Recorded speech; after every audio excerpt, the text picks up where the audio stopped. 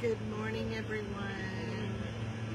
I won't be able to see comments on this morning, but I don't know if you can hear me okay. I hope that you can. I'm in a very different environment this morning, but I still wanted to take the time to come on and speak to you briefly this morning. I know I'm a little early. I thought I was going to be late, but I wanted to go ahead.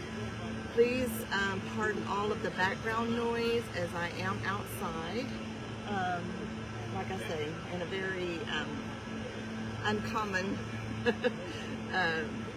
situation this morning. I have my husband actually holding my iPad for me, and I've got my phone in my hand with a few notes, and I'm out here in the middle of downtown in a certain area where my husband and I are taking a little R&R. So there's a lot of downtown noise, lots of passerbys and just folks. So if you hear additional voices or such, just please bear with me. But today I wanted to talk about something.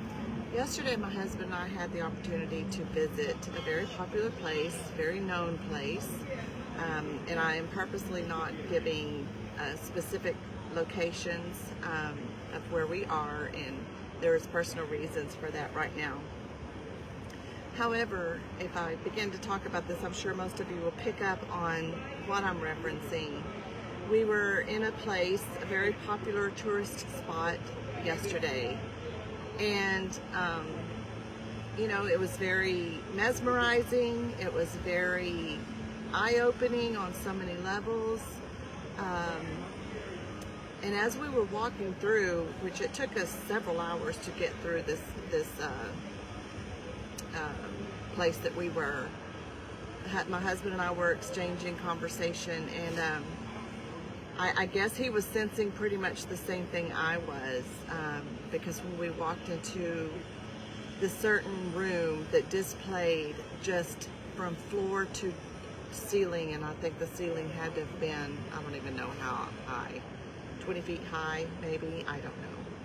I'm telling you, just massive amounts of platinum and gold records, if you will, just lining this wall.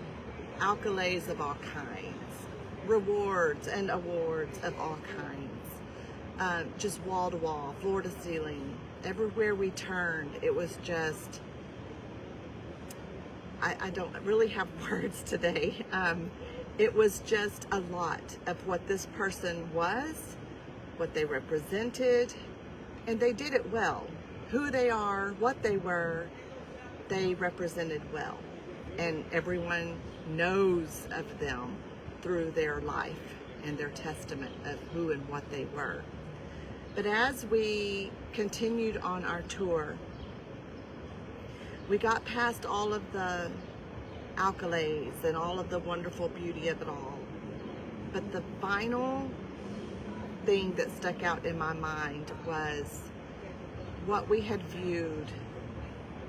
And actually we viewed this beforehand, supposedly on the tour. It would have been the last thing we would have viewed when I was reading up on it. But we came around the corner, and the last viewing spot of the tour would have been the resting place, the final resting place of this person and parts of their family that have gone on as well.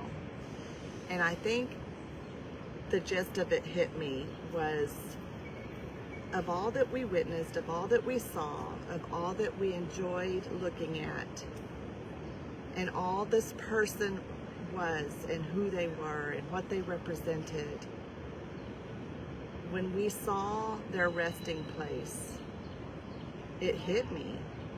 That's it. It's the finality for them. They will no longer hear the applause. They will never speak another acceptance speech. They will never again hear the roar of the crowd screaming their name, because their work on earth is done. Now, I'm not going to sit here and judge this person and where that their final destination for eternity will be, because I'm not the judge. I do know this individual knows God, had a walk with God at some point in their life. But I will not sit here and judge that. That's not for me to judge. My point in telling you this today is this. Kind of their motto on a lot of their signage that we saw is live the legacy. And I thought, okay, what does that mean? I mean, this person is no longer with us, so they're not living the legacy any longer. So it's kind of stuck with me, and it made me start thinking, of course, on a spiritual note, what are we living? What are we leaving behind? What are we going to be remembered for? To live your legacy is to accept what is and set aspirations for what's next. Acceptance of what's now isn't passive resignation. Life doesn't happen to you. You hear that so often. Well, that's just life. Life happened. No, life happens through you. Your only responsibility is to put forth your best effort in living that life.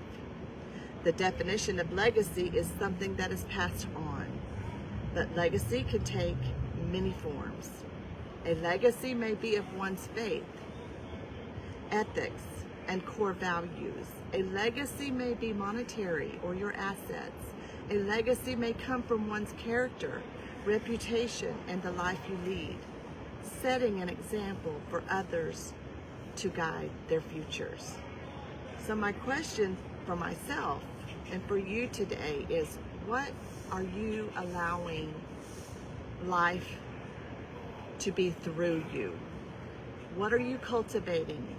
What are you going to leave behind? What are you going to be known for someday? I would hope and pray that it is a life well lived, a life lived for the Lord, exemplifying God and the things of the Lord, that we can pass on to those that are behind us, to our children, to their children. Make sure your legacy is of importance, because yes, Lori, that statement, the king left the building, but our king still reigns, is very true words. If we're serving the King of Kings, which we are, then we know that the life that we live can be a legacy, well earned, well lived, and now passed on. So God bless you all today. Pardon the strange arrangement. We are enjoying ourselves. This is quite different from what I actually had thought in my mind that this trip would be, but it's good. We're enjoying it, and I love you all, and I pray that you will give this some thought today. Really think about the legacy that you are cultivating and what you plan to leave for people to know you as. Bless you all. Have a wonderful and blessed day.